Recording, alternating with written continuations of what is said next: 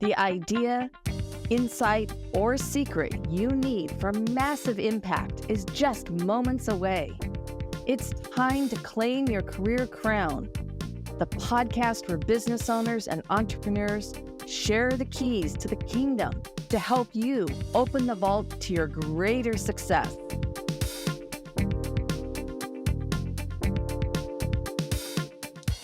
Hello, everyone, and welcome to Strategic Sales Queen's Claim Your Career Crown podcast. And I'm your host, Lynn Whitbeck, the Strategic Sales Queen. And today I'm joined by our very special guest, Jen Mueller. And we've got a really great conversation. And you're going to go, oh, okay, this makes sense. We're going to be talking about game-changing conversation strategies, changing the conversation seconds at a time. Because here's the thing, poor communication habits can silently derail your relationships and career. Overcoming this can feel tricky, but today's guest, Jen, has simple strategies to turn any conversation around in seconds. And I want to remind you, if you love the show and you love this episode, go ahead and click those 5 stars for a review and, subscribe to the show. Now, let me tell you a little bit, because it's no surprise that Jen Mueller pursued a career in sports broadcasting. After all, sports fits her competitive nature and broadcasting fits her skill set. Jen spent 19 years with the Seattle Mariners TV's broadcast team and is in her 17th season of Super Bowl champions, the Seattle Seahawks radio sidelines. Jen is a skilled interviewer with a heart for people, sought after keynote speaker, and the host of I Cook, You Measure, sharing strategies to build stronger connections. Jen, I'm really thrilled and excited to have you on the show. Welcome. Thank you, Lynn. I always love a chance to talk about talking. And of course, the Seahawks being Super Bowl champs, well, that just gives us another reason to talk and to celebrate. I know. I should have worn my Seahawk green today. There's plenty of time all year long. They'll be part of the conversation all year long. Blue or green, right? Yep. I actually have a top that would have worked. Anyway, I really want to get some backstory on this. I mean, I've had the pleasure of getting to know you and learning more about you, but I actually don't think I really got into all of the backstory about what got you started in sports broadcasting and interviewing. Well, I was always an athlete through high school. I am super competitive. I went to college with the idea of being a broadcaster. And that's because a high school guidance counselor nudged me in that direction. I was thinking about teaching. She was thinking about broadcasting. And once she planted that seed and I started going down that road, I realized sports is what I talked about most often. And it was way more fun than talking about some of the other things you could be broadcasting about. So every class that I took, every project, every job that I worked in college had something to do with sports. At the time, women were being allowed to try it. We weren't necessarily supported or encouraged in that. And so as they type a planner, there was a backup plan to the backup plan to the backup plan. But what you figure out when you go through broadcasting school is that it's not really about being on TV. There's a reason that people like TV versus radio versus podcasting, but it's actually not about the airtime or having your face seen. It's how you prefer to tell stories. And I prefer to tell stories by talking to the players who were involved in the game and letting them tell me from their perspective what happened on a certain play, on a drive, at a finish for a season.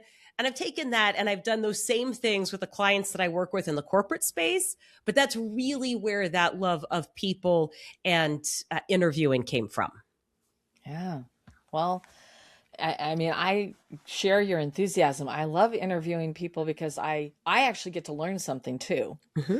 So, and it's a great way to really, celebrate them as well and to hear it from their perspective, just like, what we saw on the TV or on the field, even if you're in the stands versus them being actually boots on the ground. So, I really want to dig into the other side of what you do, and what's the problem you help people solve with your conversation strategies? Yeah, I would say I help high performing teams find an edge in the conversations that they're already having during the course of the day.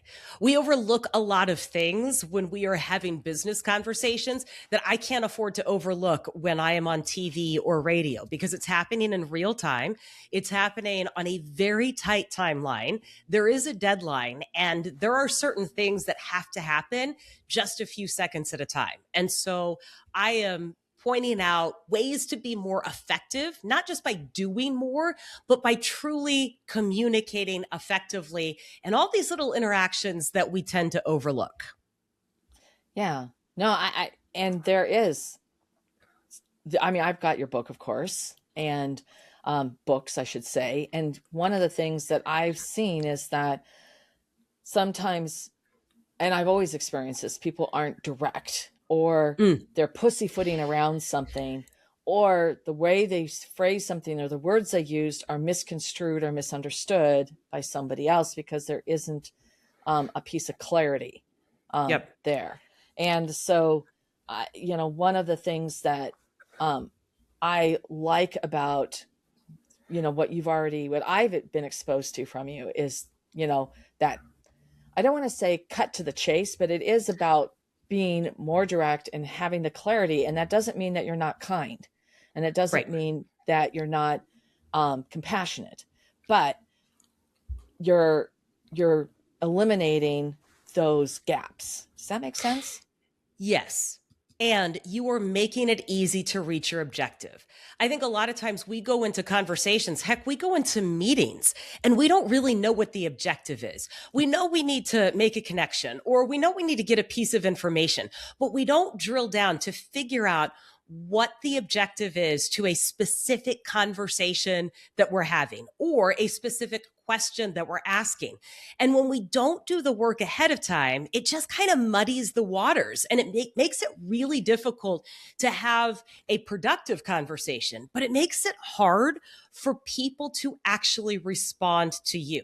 And they don't know what the answer is supposed to be. To your point, if you're not as clear, or if you're not as direct, I really don't know what it is that you're looking for. And we see this all the time. And there's examples in the way that we greet each other and approach small talk. There's also examples in sports. If you were to say, tell me what happened in the seventh inning, I would hope my athlete turns around and says, what do you want to know about the seventh inning? Do you want to know about the top of the inning, the bottom of the inning, the pitching change? Do you want to know about the offense? Do you want to know about the defensive play? Do you want to know about the delay that was happening because of the injury on the mound? There's too many things. I don't know what it is that you're trying to get me to say. Very different response if I say, what happened with 2 runners on, 2 outs when he threw the fastball inside? There's only one answer to that question. And part of this goes back to conventional wisdom. We think that when we ask open-ended questions, we have created the best conversation possible. And what we've actually done is created a lot of confusion.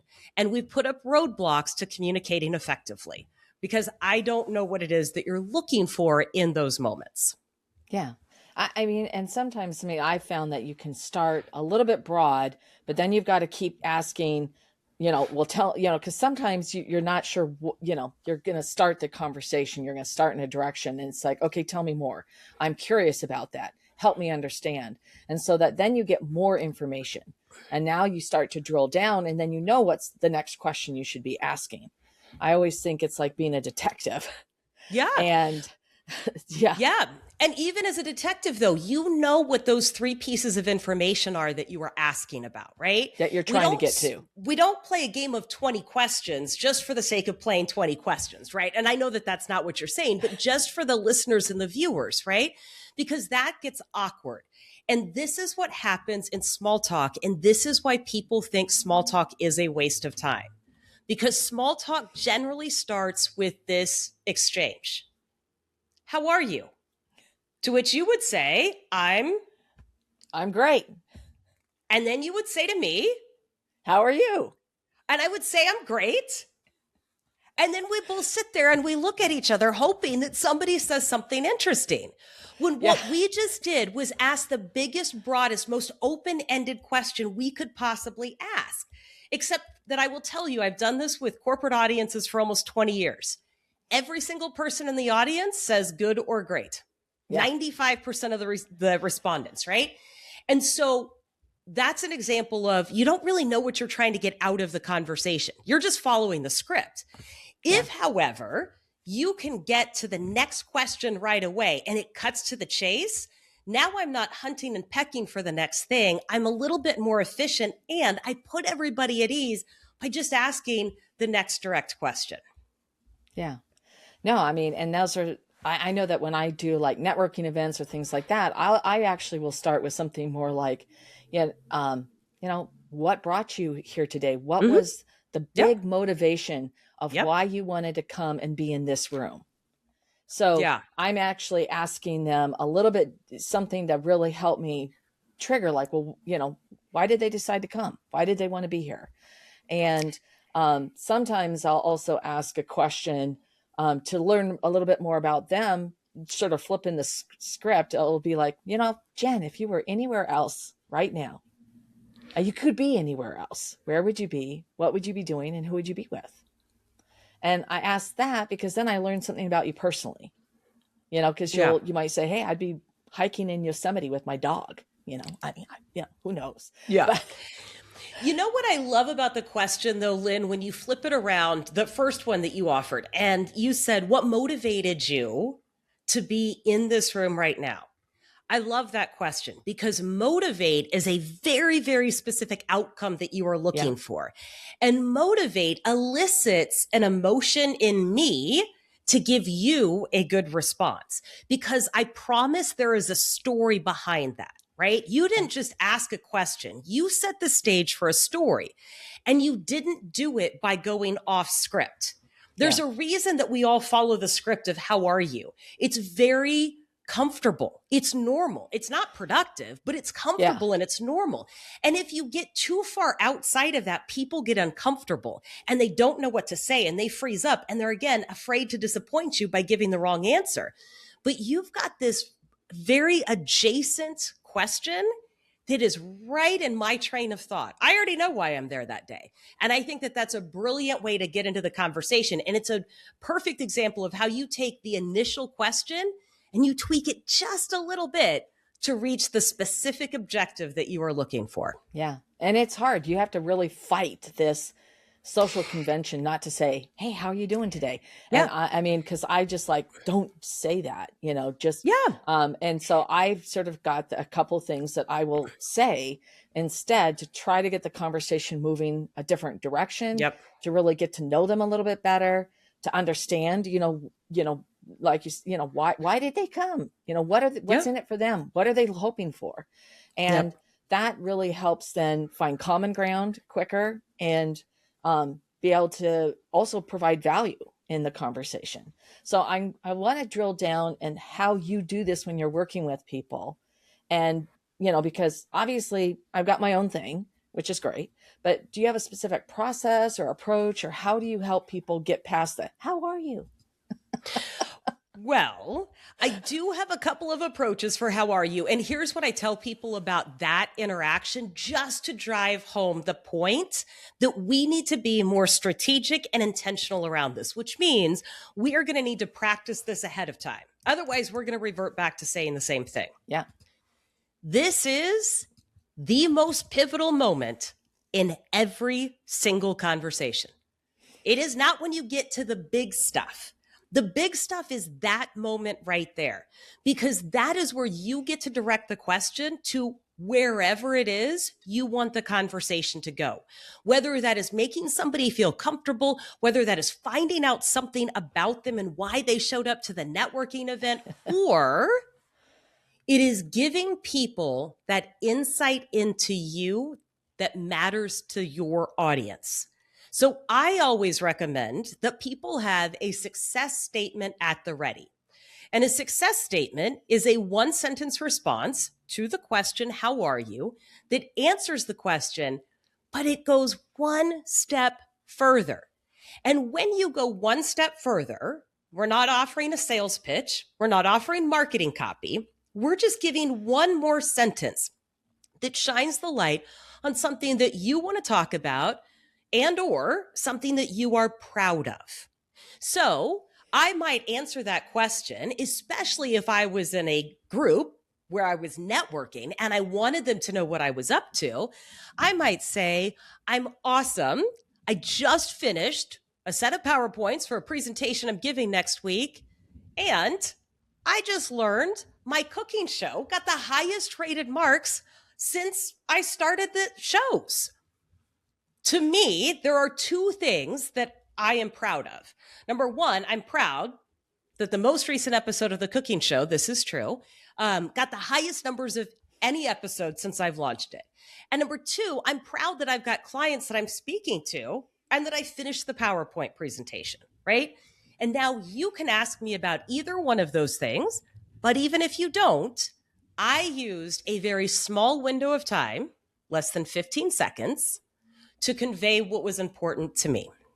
Yeah, no, that's brilliant. I love that. I'm gonna, I don't know how I missed this from, I'm gonna make sure that I adopt that at the next networking event that I'm gonna be at.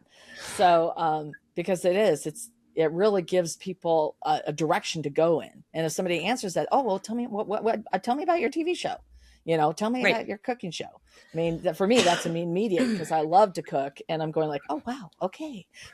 I haven't watched that. Last flight I was on for a speaking engagement, I watched all of the Ina Gartner, the Barefoot Contessa shows. Oh, yeah. And it was like giving me these good ideas. Yeah. I was going, I need to find one of her, buy a cookbook. And I went, why, Lynn? Stop buying cookbooks. I've actually been trying to shed them, because it's, but it was, I always feel fun. like I need a grocery shopping list and a grocery shopping day after I watch cooking shows. Oh, yes. I know it was really fun. Anyway, we're not gonna digress there. Let's move on. So what? No, we could keep going down that road, but we're going to stay on track over here. Yeah. So, why is having effective conversation skills such a challenge for so many people? I mean, I got to ask.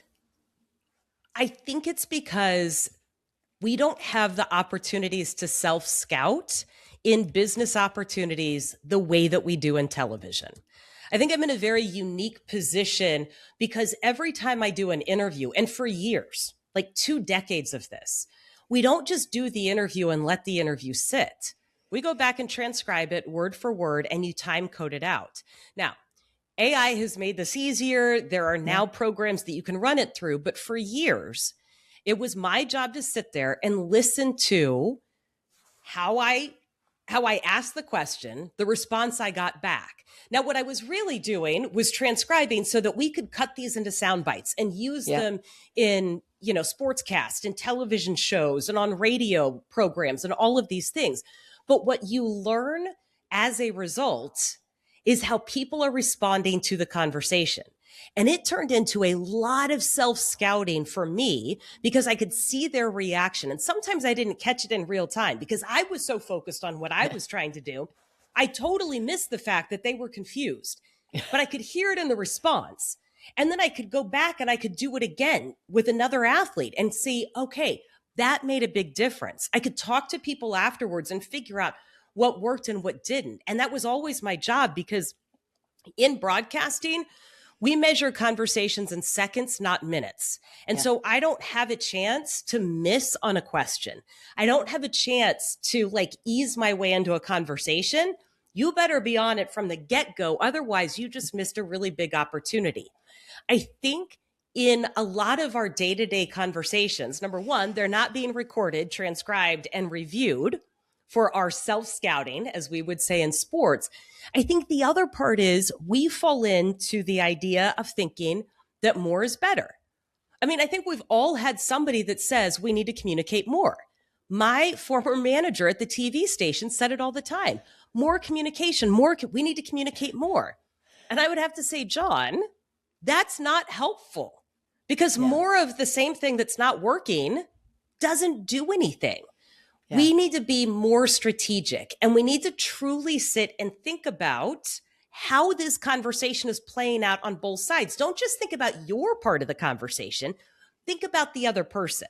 Because when we're talking in real time and in real life, it's unlikely that you are going to see the same deer in the headlights look that I get when the cameras are on and they're like, I don't know, right? But it's really uncomfortable when that happens. And so you've got to think about the other person in the conversation.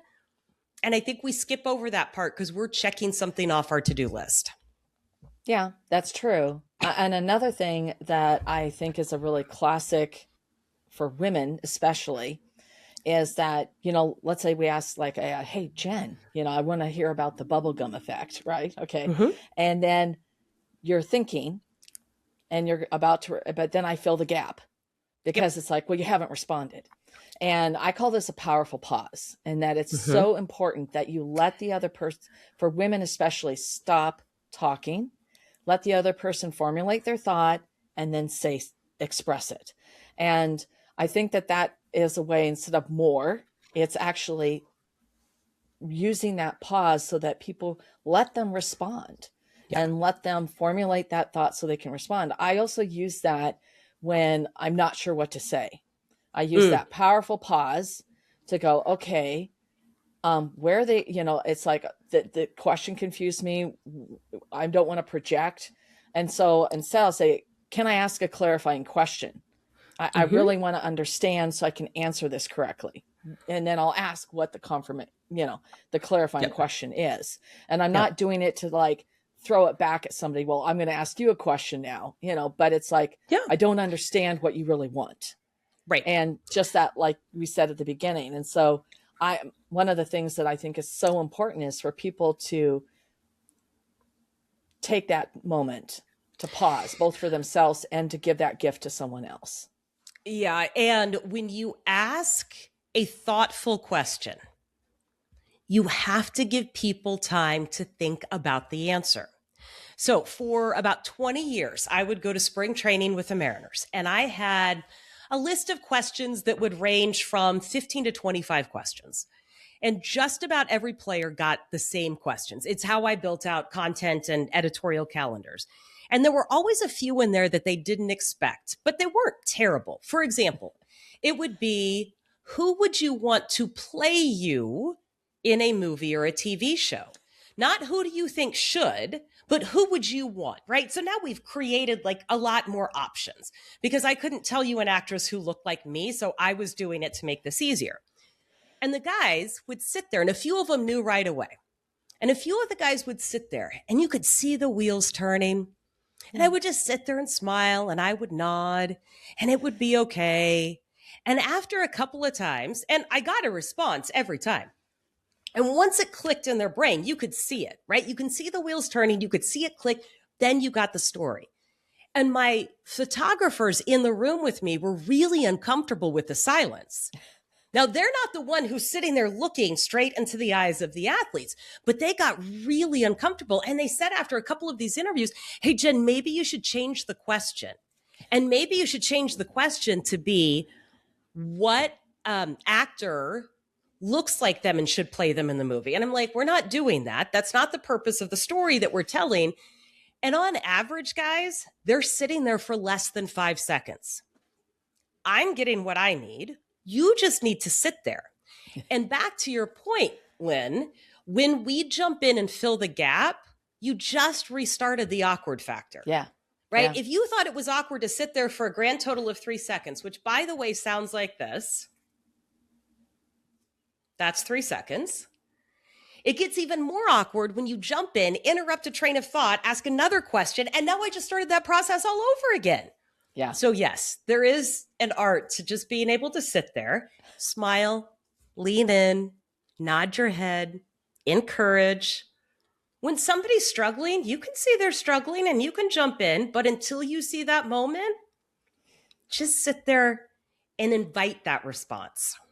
Yeah. Yeah. And I would think it would take, I can't even answer that question. If somebody was to ask me, I'd have to sit there and I've already started going through a catalog of actresses, right? Yeah.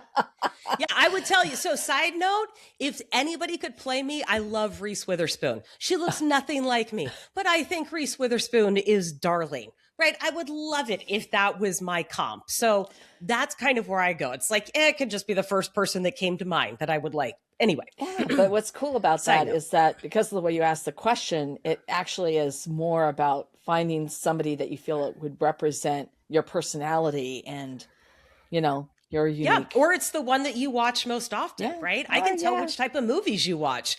If you tell me Will Ferrell, or if you tell me Vince Vaughn, I know exactly what type of movies you're watching, which is cool because now I just learned something else about you. There you go. So, why do you think this problem around communication, at least in my experience, it's often actually a blind spot in business and also in relationships? Why do you think this is? Because most people are very polite and you can ask any question you want and you are going to get a response. You can start a conversation and you will probably get some sort of response or reaction. Now, it might not be the best. It might not be the answer that's most helpful or the one that you really need if you've asked that question. But I would say oftentimes our standards are too low for that. We'll take any response, we'll take any interaction and say, okay, I had a conversation. I got the conversation going. I got them to answer a question. Good on me. And there is a part in every relationship where that is the building block that you need. Yeah. But that's probably not going far enough when we get into some of the nitty-gritty conversations, especially in our personal lives, of how to have the conversation. And there's a vulnerability aspect that we all tend to shy away from. It's the not knowing what the answer to the question is. It's asking a question and being afraid of no.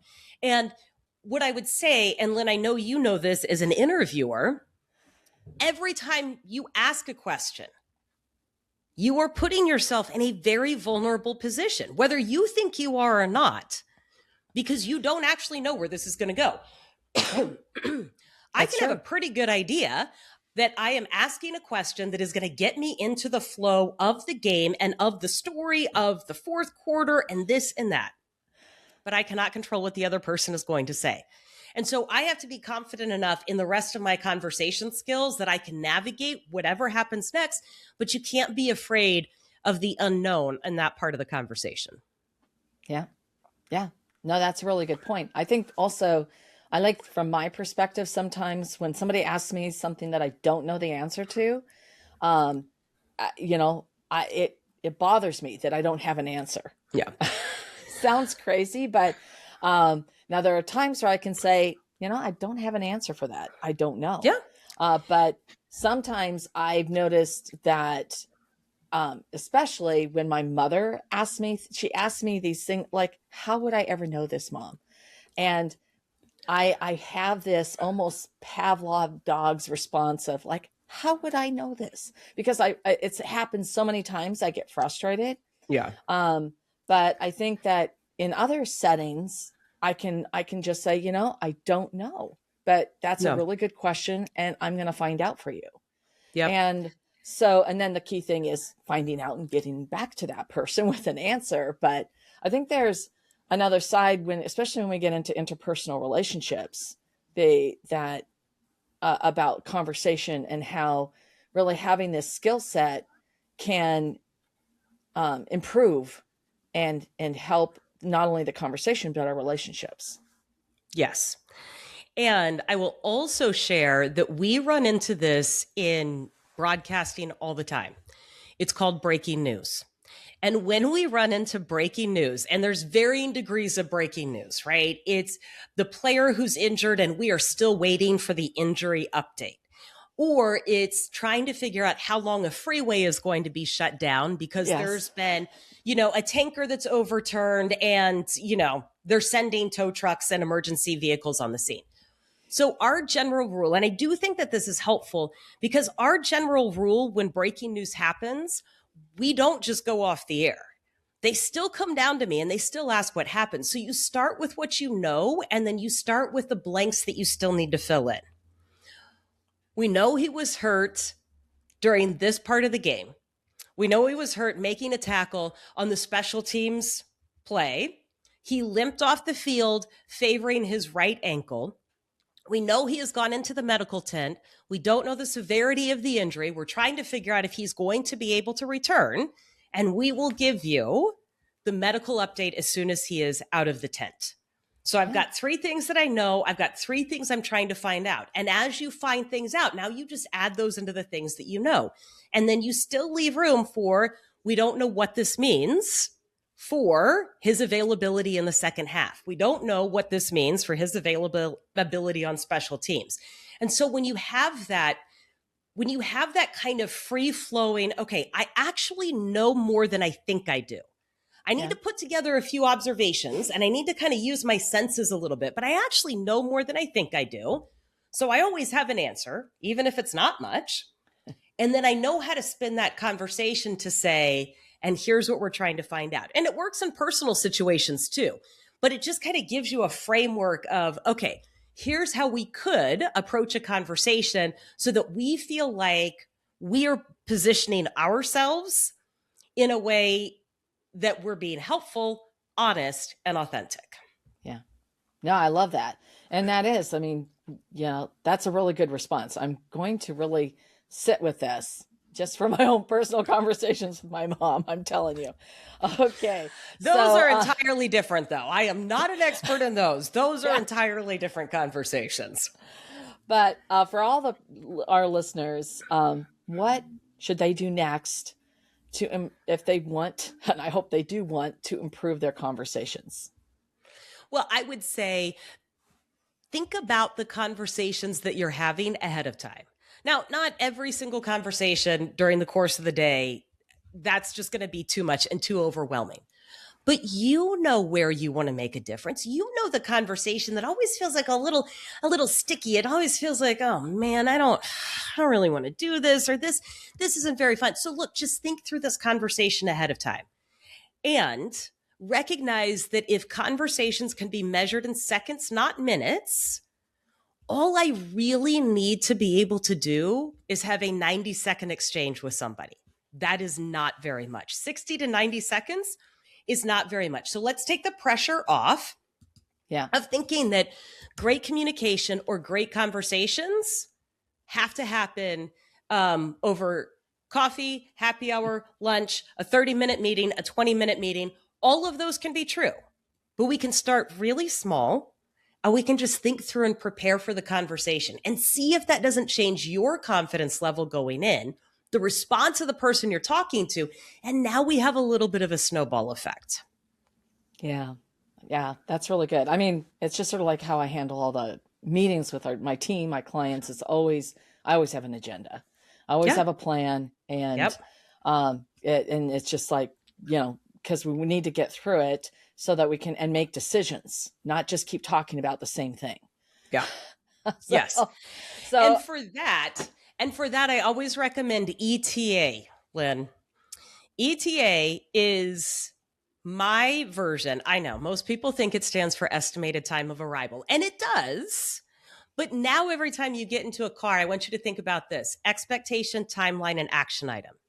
And when we communicate that, and that can be one sentence in every single exchange, now I know that we're on the same page. And now I know that we're going to make a decision because we have already discussed what the expectation is, when this is going to happen in a timeline, and the action item is what are the next steps and who's responsible for those. We tend to communicate 1 or 2 parts of that, not all 3 parts of that. Yeah. And so we might say, hey, it'd be really nice if you could get me some Q1 reports by Friday. Okay. Well, which reports? Which reports and by when on Friday? Are you logging off at noon or at 5? Or did you want them by 9 a.m. so you could take a look at them and we could have a meeting, right? And then we create this unnecessary friction when all we had to do was go one step further and say, could you pull these 2 Q1 reports and get them to me by 10 a.m. on Friday? Yeah. That's it. now we have a decision, and now we've moved forward, and now we've got accountability around that. Yeah, absolutely. I use a lot of EOD, end of day, because I know I want it the next morning. So I just say, oh, that's interesting. So it's like, I'll just tell people, you've got until, I want this by, Friday, or let's say I want it Thursday, the 19th, since this is the 18th, at end of day, because then I'll have it, all of it when I log in Friday morning. If I don't look at it Friday night or Thursday night, it's there.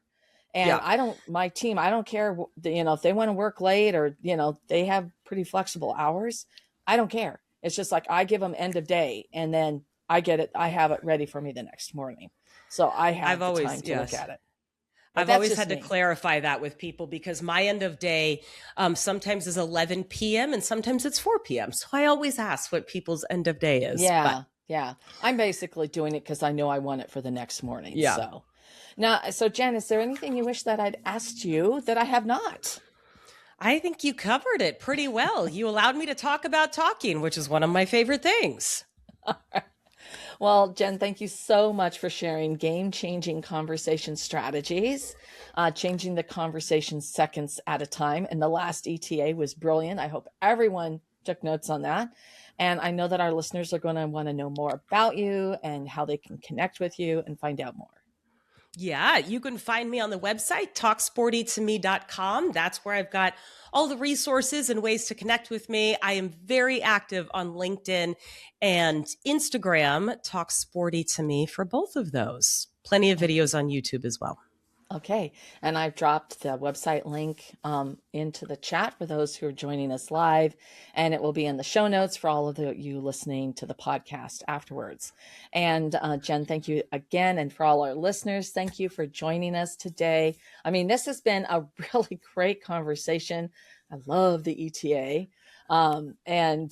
Jen, thank you again for being here so much. Absolutely. Thanks for having me, Lynn. What was your biggest takeaway from this episode? I would love to hear about it.